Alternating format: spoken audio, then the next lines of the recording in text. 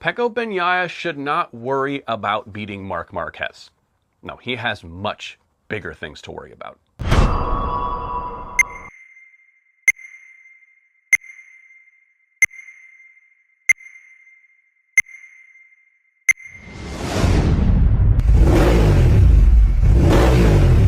Well, welcome to the Monday Morning MotoGP podcast just after the Mugello round in MotoGP, and it was a crazy race. If you haven't watched this race, go do it now. I mean, we had battles at the front. The first 5 laps were insane. We had 3 wide into the first corner. Alex, Pecco, Marc, all pushing super hard. And then we had the comeback from Fabio Di Giannantonio to make it on the podium and really break Pecco Bagnaia's heart. Amazing stuff. You should definitely go watch it. Find the highlights. Absolute epic race. And we're going to talk about a few of the things and the fallouts and the things that happened this weekend, as well as the fan reactions, the booing of Marc Marquez once again in Italy. And then I'm going to dig into some fan comments and talk about why some opinions don't matter as much as others.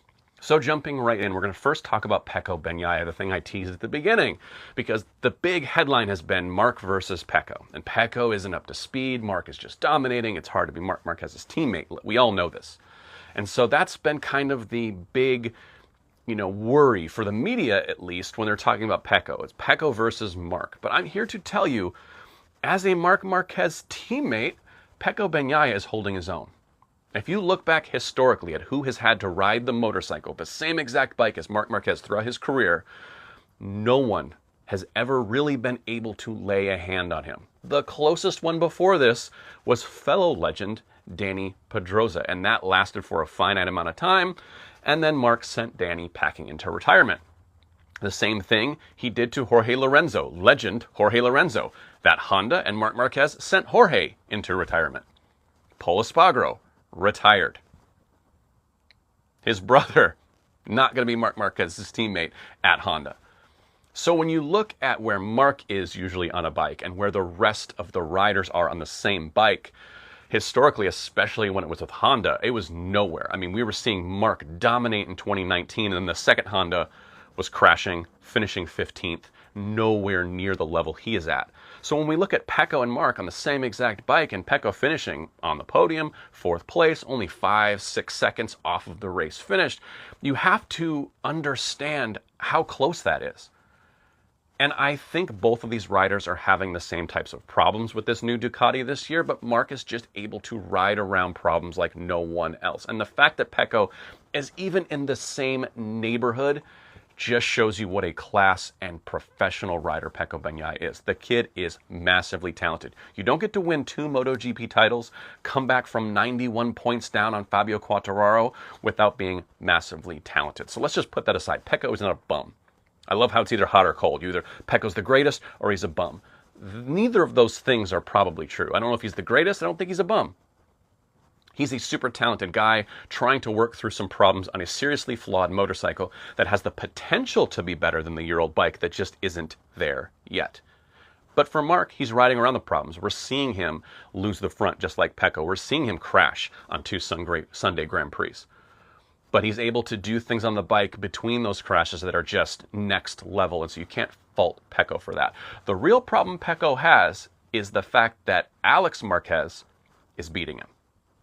Now, you could argue that Alex, that 2024 machine, is more tried and true. It's more tested. Pecco and has put that through the paces over the last couple of years, and so has Jorge Martin.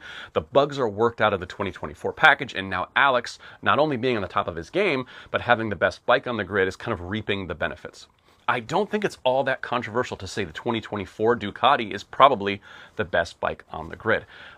But that's Pecco's real problem, is being beat by year-old machinery. Marc set that aside. The real thing Pecco has to look at every single Sunday is that Alex Marquez is finishing in front of him. A guy who hasn't been, up until this point, considered a generational talent, an alien, if you will. I mean, I think it was Pedro Acosta kind of said it. There's the elite, and then there's kind of just the regular riders. And Marc is the elite category. Is Alex in the elite category? Up until this point in his career, no, he has not been. So you have to look, if you're Pecco, I think comparing yourself to Marc is a fool's errand. Comparing yourself to Alex, that's where you have to be worried. He needs to be looking at Alex Marquez's data and figuring out, well, where am I losing so much time? Because if you look at the times straight up, the sprint on Saturday from last year in Mugello and this year, Pecco is 3 seconds slower this year on the new bike. And this is in a year where everyone is breaking track records over and over and over again. Now, it's hard to compare the lap times from the 2 Grand Prix because this Grand Prix this year, there was a lot of fighting at the beginning. The pace was overall slower on the soft tire, so you can't really take a look at those numbers and draw any real conclusions. But there's no question Pecco was better on the bike from last year than he is this year. And he hasn't been able to ride around the problems the same way that Marc is. But the fact that he's losing to Alex Marquez, now, what, 50 points down on Alex? 60 points down on Alex Marquez? I mean, it's 70 points down on him by this point. That's where the real concern starts to step in for Pecco. And then you have Fabio Di Giannantonio on the same bike as Pecco Bagnaia, passing him in the Mugello Grand Prix. That is a massive red flag because Digia, just like Marc and Pecco, are dealing with that 2025 machine, are dealing with the same problems they are, and the fact that he rode around Pecco at the end of that race like he wasn't even there has to make everyone at Factory Ducati sit up and take notice, because there is something truly, truly wrong in that garage with the number 63. He can't have Digia and Alex Marquez finishing in front of him. If he wants to gain the respect of the paddock, any of the Pecco haters out there, if there's anyone left, if he wants to gain their respect, he has to be finishing at least behind Marquez. And they need to go in the summer break and figure out how to get him in front of Alex and how to keep him in front of Digia. That's the real worry here. They can't put their eyes on a title. That's gone. They can't put their eyes on Marc Marquez. It's an unfair comparison.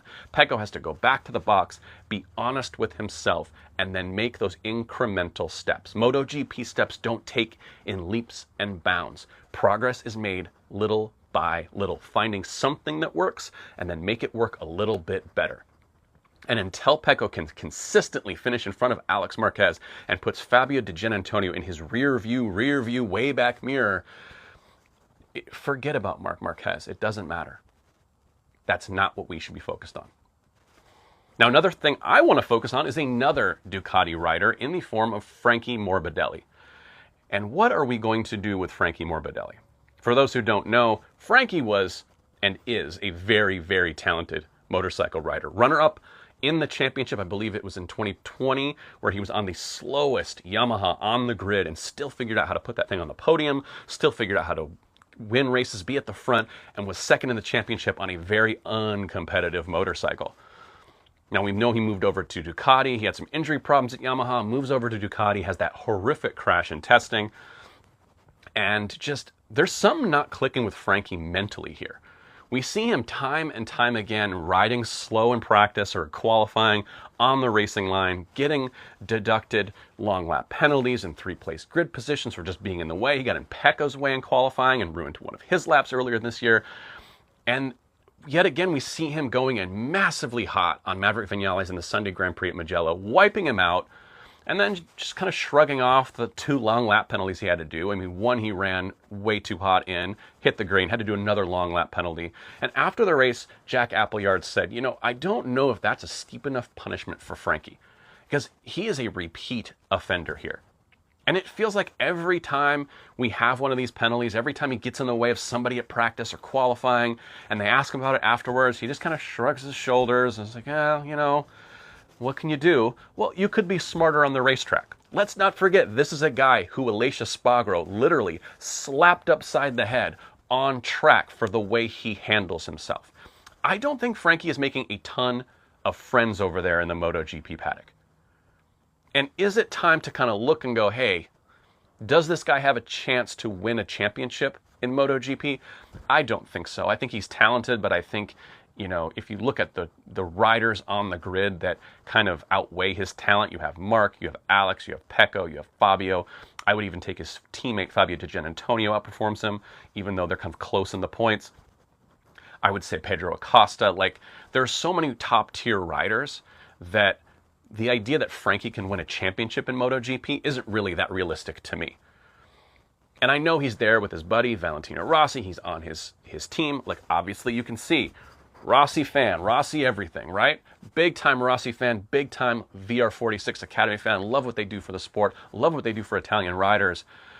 But I think Morbidelli's time in MotoGP might have run its course. I think he's reckless. I think he's unapologetic. And I just think his attitude kind of sucks. I mean, I was a Frankie fan. When he was at Yamaha, I was cheering for him because he was such an underdog. He carried himself in a specific way that just made him feel like really professional, really articulate, like just was able to explain things about what was going on the motorcycle and in the paddock that was really cool. And I don't know if this is stemming from the head injury pre-season, if this is lingering effects. I mean, traumatic brain injuries can really, they can change your personality, they can change how you operate, they can force you to be more of an introvert, they can make you be more of an extrovert. Like, the brain is a funny place up there. And for me, I don't know if that is it, but there is something mentally not clicking for Frankie Morbidelli. And I think, at the very minimum, MotoGP, the stewards, the race direction needs to just sit down with him and go, hey man, what's going on with you?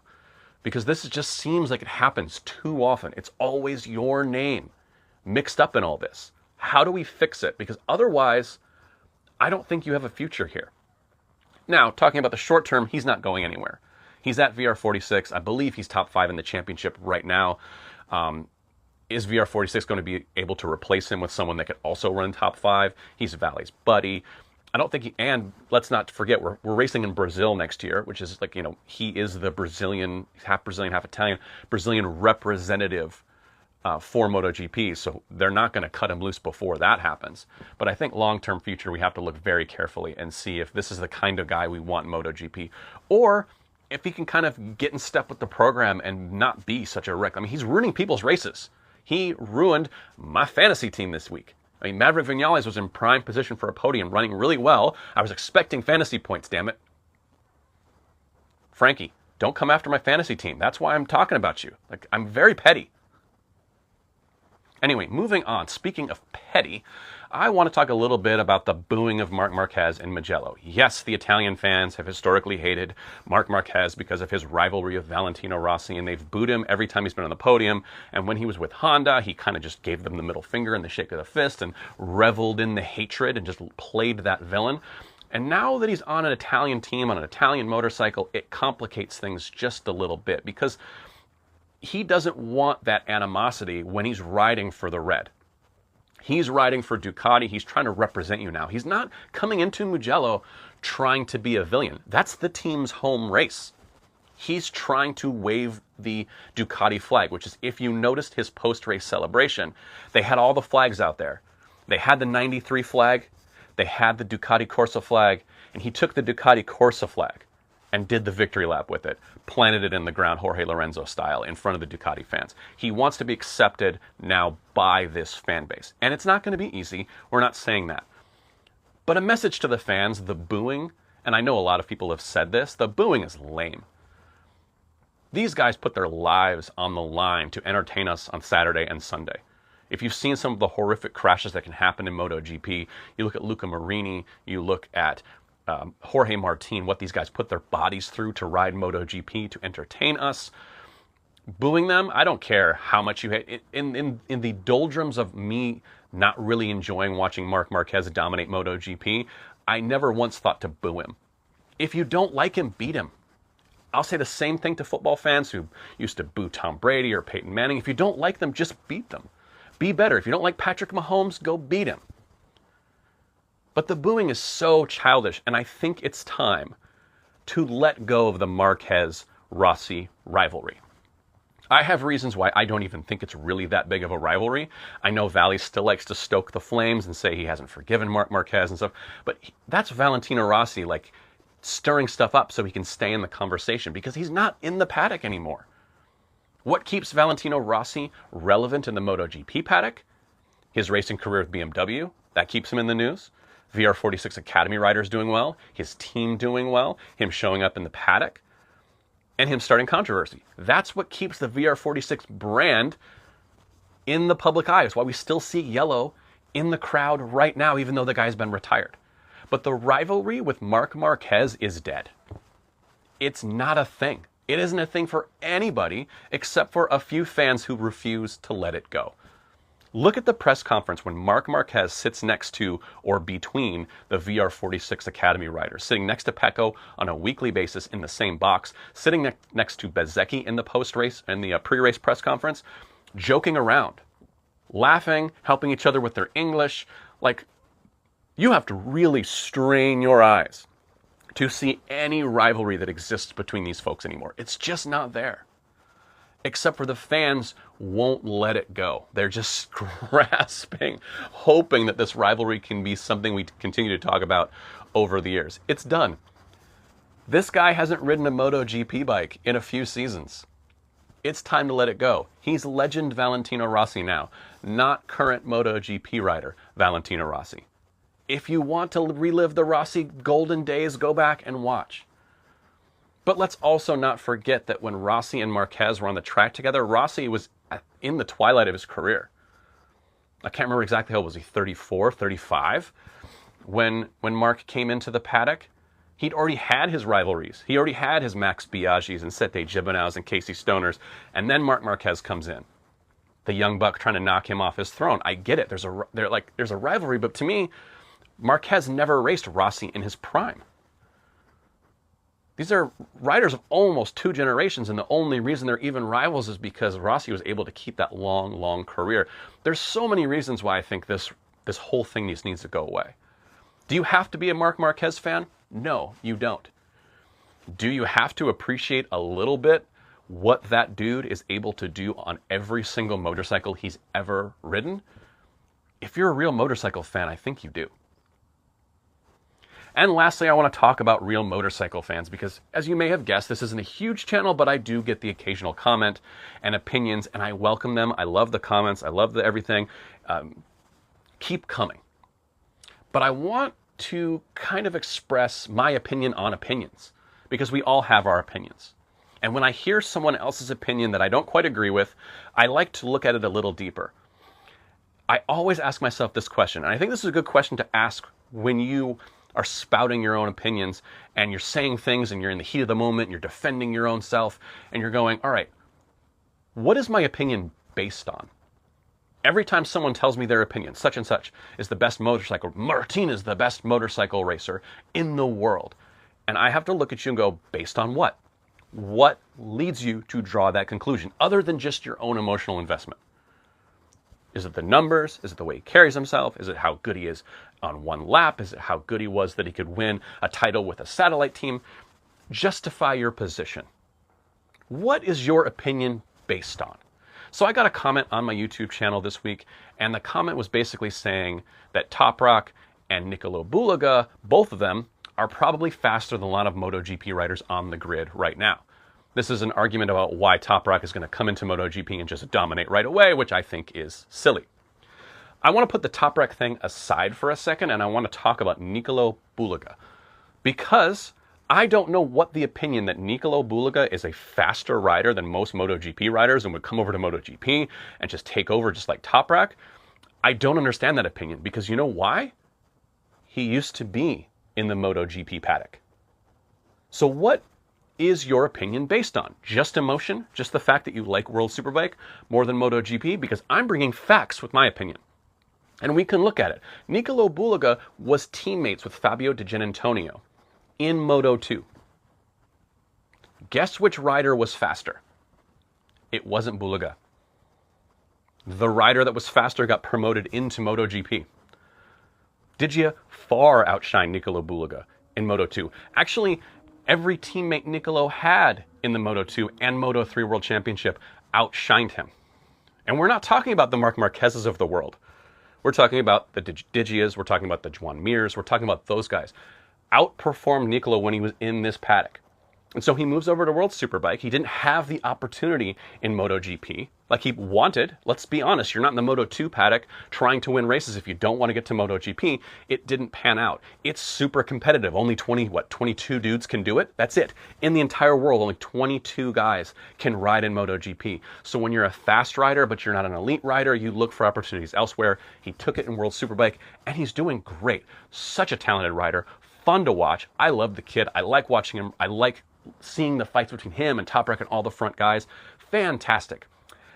But sometimes we get too excited and we overextend ourselves. Like, oh my gosh, he's MotoGP bound in a way that we've never seen before, a talent like no other. It's just not true. My opinion is based on the historical fact that he was there and then he's not anymore. He didn't make that step up. No shame. Again, there's not room for everybody. And maybe there are some riders that have got a chance that weren't as talented as him. But if he was really as talented as the top level guys in MotoGP, someone would find a spot for him. If he was as talented as Joan Mir, or Pecco Bagnaia, or Fabio Di Giannantonio, or Fabio Quartararo, Bulega would be in the MotoGP camp. No amount of favoritism keeps great riders at bay. We've seen that with Toprak Razgatlioglu. There's no reason that they should be bringing a World Superbike who's 29 going on 30 over to the MotoGP paddock. But they can't deny the talent. And if they didn't do this and someone else did and made it work, Yamaha would look really stupid, right? And no one wants to look stupid on this giant stage. So if Bulega was really faster than most of the riders in MotoGP, like the comment said, he'd be there. And he's not. Why can't we just be happy that he's a World Superbike star? Massively successful, seems like a nice kid. Every time I've seen him interviewed, I'm like, man, he's really got himself, under control. He really knows motorcycles. He knows motorcycle riding. He knows how to handle the media. I like the guy a lot. I think he's a phenomenally talented rider. Could he compete in MotoGP? Maybe.